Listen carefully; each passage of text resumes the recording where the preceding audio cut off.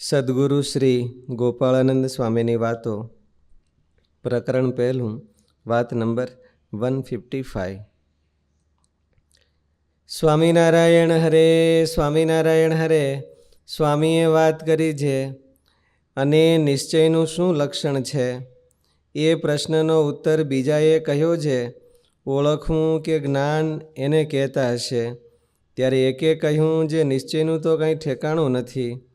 કેમ જે પ્રથમ તો અતિશય જાણતો હોય ને પછી કાંઈ રહે નહીં. ત્યારે સ્વામી બોલ્યા છે, એવાને તો પ્રથમથી જ નહીં હોય ને કોઈકને લગાર ઇન્દ્રિયોમાં કે અંતઃકરણમાં હશે. તે કાંઈક અસમર્થ ચરિત્ર જણાઈ આવે તેણે કરીને ટળી જાય છે. શું વાત આવી? કોણ કહે? ધર્મેશ ભગત કયો જી હું આવ્યું?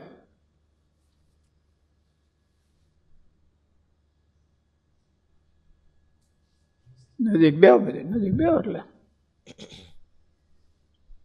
નિશ્ચય કોને કહેવાય એવો પ્રશ્ન હતો. એક કોઈ સંતે એમ કીધું કે ઓળખવું કે જ્ઞાન એને નિશ્ચય કહેવાય. તો એમને પાછો પ્રત્યુત્તર કર્યો કે એવું હોય તો પહેલાં નિશ્ચય હોય એવું લાગે છે ને પછી કાંઈ ઠેકાણું રહેતું નથી, તો એને નિશ્ચય જ નહોતો એમ પહેલેથી. પછી સ્વામી કે કોકને ઇન્દ્રિયોમાં તો લગારેક હોય છે, પછી રહેતો નથી. એટલે સ્વામીએ નિશ્ચયની વાત કરી છે, થોડોક પ્રકાશ પાડ્યો છે. નિશ્ચય કેવો કોને? જ્ઞાનને કેવો કે બીજાને કેવો? હું કોને કેવો? ઓળખાણને કેવો કે નિશ્ચય કોને કેવો? નિશ્ચય તો મારાપણાને કહેવાય. મારાપણું થાય, ઓળખાણ પૂર્વક મારાપણું થાય ને નિશ્ચય કહેવાય.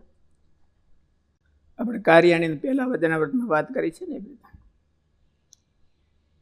જાણવું એને જ્ઞાન કહેવાય. પછી એમાંથી જો ડીપ જાણે તો વિવેક થાય, સોર્ટિંગ પાવર. આ ને આ બે નોખા નોખા છે, બે હરખા નથી. એક જાણવાનો એક પ્રકાર જ છે, જાણવાથી કંઈ જુદું નથી, પણ એને વિશેષ જાણવું કહેવાય. હવે એમ થાય કે મતલબ આખી સભા છે, માણસ બેઠા છે, તો એ જાણે જ કહેવાય, કંઈ કોઈ ઢોર નથી એમ. તો એ સામાન્ય જ્ઞાન કહેવાય. પણ પાછા બધાના ભેદ જુદા જુદા હોય, એને વ્યક્તિગત ડિફરન્સ આવે તો એને વિવેક કહેવાય. વિવેક કહેવાય. અને વિવેક હોય તો એને મહિમા આવે. વિવેક ન હોય એને મહિમા હોય તો ખોટો મહિમા છે. કાં સ્વાર્થનો છે, કાં પોતાનું કંઈક બીજું કાંઈ છે એમાં. એ સાચો મહિમા ન કહેવાય. એને વિવેક જ દેખાણું નથી કે આ પદાર્થ કેટલું છે ને આ પદાર્થ કેવું છે, એવું નથી દેખાણું, તો એને મહિમા ન કહેવાય. મહિમા પછી મારાપણું થાય, એનું નામ નિશ્ચય કહેવાય. હવને મારું શ્રેષ્ઠ હોય એવી અભરખા રે, એ ખોટી પણ નથી, કંઈ ખોટી હોય એવું નથી એનો અર્થ. સારું થવું જ જોઈએ, પણ રિયલ સારું હોવું જોઈએ. માની લીધેલું કે આપણે બસ આપણેથી બધાથી બહુ સારા છીએ, એવું નહીં. રિયલ સારું હોય તો એને મારું કરીને માનવું, એનું નામ નિશ્ચય કહેવાય. એટલે એ સ્વામીની વાત કરી. નિશ્ચયનું લક્ષણ શું? તો લક્ષણ તો આમાં કંઈ બહુ ચર્ચા ન કરી. અને મારું થાય એટલે એમાં હેત થાય, ભક્તિ થાય. અને એ ભક્તિ વધારે દ્રઢ થાય એટલે નિષ્ઠા થઈ ગઈ કહેવાય.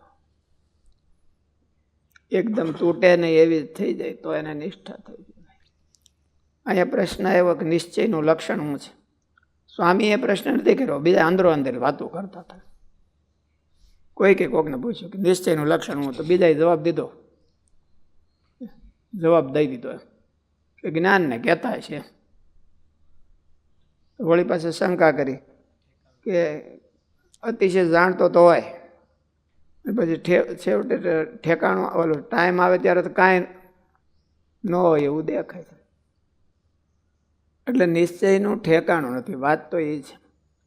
પેલા હેત કર્યું હોય, મારાપણાનો નિશ્ચય કર્યો હોય, પણ જો પોતાના દેહભાવમાં ગહારો આવે, કે જો પોતાના સ્વાર્થમાં ગહારો આવે, કે સ્વભાવમાં ગહારો આવે, તો મારાપણું કેટલું રહે એટલો નિશ્ચય કહેવાય. આપણને આપણું મનનું ધાર્યું ન થવા દે તો પછી નિશ્ચય કેવો રહે? પછી કાંઈ ન રહે. અમે તો હારા જાણતા હતા પણ આવા નીકળ્યા એમ. આપણે આવા નીકળ્યા એવું નથી માણસ કોઈ જોતો, પણ અમે તો હારા જાણતા હતા તોય આવા નીકળ્યા. એટલે ભગવાન છે એ તો એની રીતે વર્તતા હોય, એટલે નિશ્ચયનું એમ કે કાંઈ ઠેકાણું નથી. જો પોતાની માથે આવે તો નિશ્ચયનું કાંઈ ઠેકાણું ન હોય, અથવા તો પોતાનો સ્વાર્થ હોય, પોતાનો સ્વભાવ હોય. અક્રૂરજી મહારાજ વૃંદાવનમાં ગયા, ગોકુળ મથુરા ગયા, તો ભગવાનને લેવા જ જતા હતા અને ભક્ત એટલે ચરણ પગલા જોઈને આળોટવા માંડ્યા કે ઓહો ભગવાનના પગલા ક્યાંથી મળે એમ. ચરણ પગલા જોઈને આળોટવા માંડ્યા, પણ ઓલો સેવંતક મણી હતો ત્યાં જોઈને લાડુ પડી ગઈ અને ઉપાડીને ભાગી ગયા. કેટલું બધું તકલીફ થઈ ગઈ. શ્રી કૃષ્ણના ભગવાનના સસરા એનું મર્ડર થઈ ગયું અને કાંઈનું કાંઈ ઉથલ પાથલ થઈ ગઈ. ભગવાનની ઉપર કલંક આવ્યું. કેટલાય વાના થઈ ગયા. સેમંતક મળીને કથા બહુ મોટી છે, એટલે બધું થઈ ગયું. તો આને પેટમાં પાણી હેલ્યું નહીં તો એને નિશ્ચયમાં, એટલે આમ સ્વામી એવું કીધું કે કંઈ નિશ્ચય તો જણાતો હોય પણ કંઈ કોઈ ઠેકાણું નથી રહેતું એમ.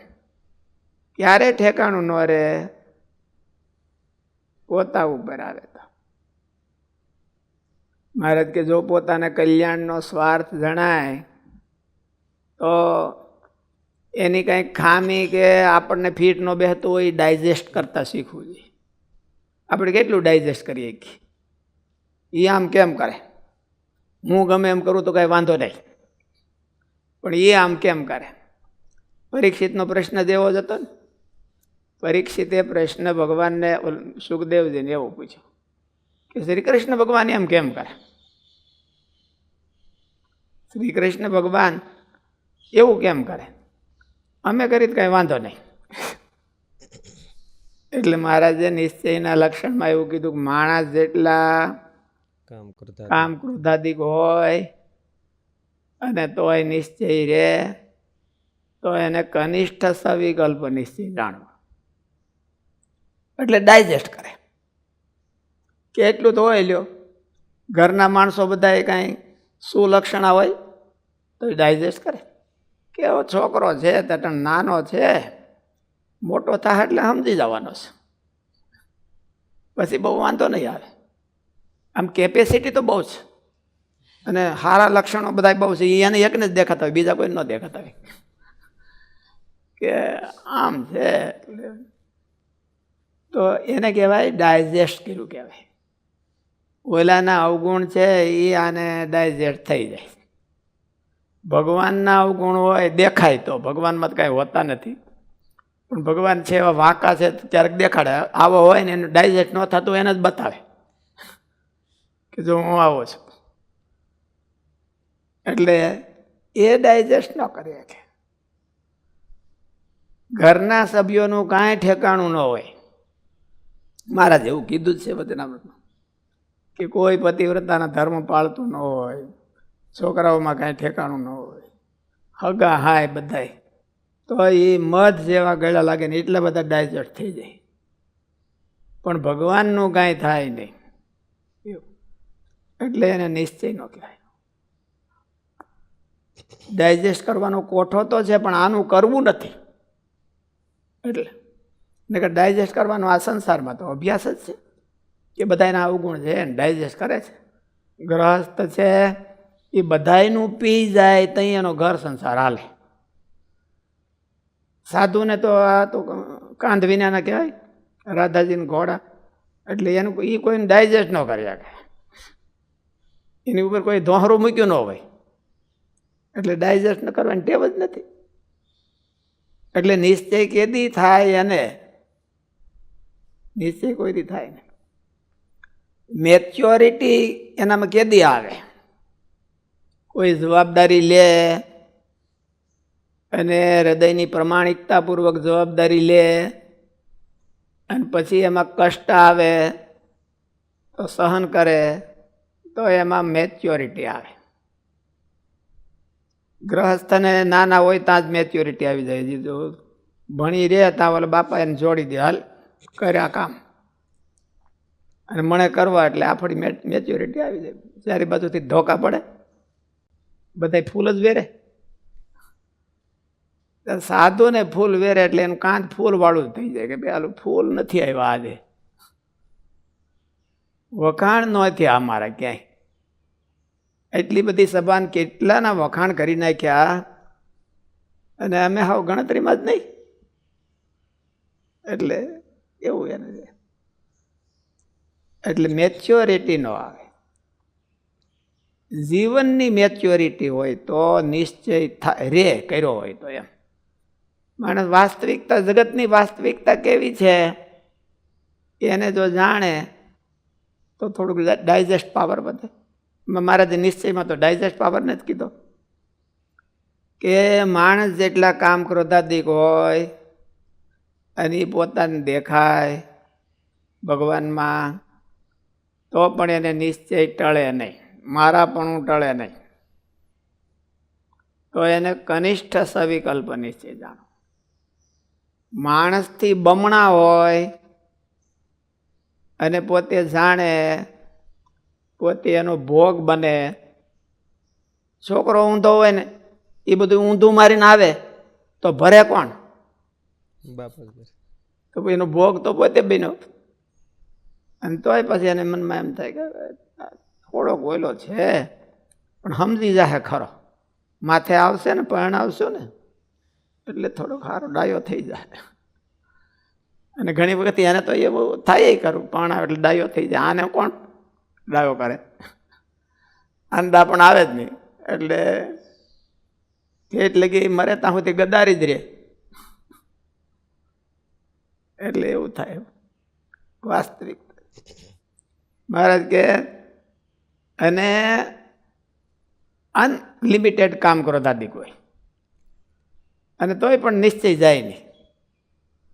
ત્યારે એને ઉત્તમ સવિકલ્પ નિશ્ચય, એ ઉત્તમ સવિકલ્પ કીધું.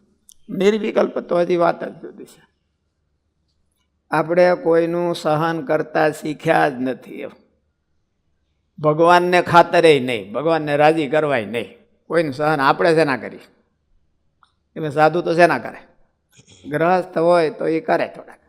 ગ્રહસ્થ એ એના ઘરના સભ્યોનું કરે, સાધુનું પાછું જરાય ન કરે. સાધુ થઈને આમ શેનું કરે? એવું આમ ગ્રહસ્થ છે અમારા છોકરાઓને બૈરાવાને એને તો બધાને છોટી, પણ સાધુ છે ને આમ કરે. એટલે સારું છે, એને કરીને કંઈ સાધુનું બધું પેલું ચલાવી લેવું એવું જરૂર નહીં. પણ ભગવાનમાં આવવું જોઈએ, તૈયારી જોઈએ. ભગવાનમાં આમ છે બરાબર છે કે નથી એવું કાંઈ કરવાનું ન હોય તો એને નિશ્ચય થયો કહેવાય.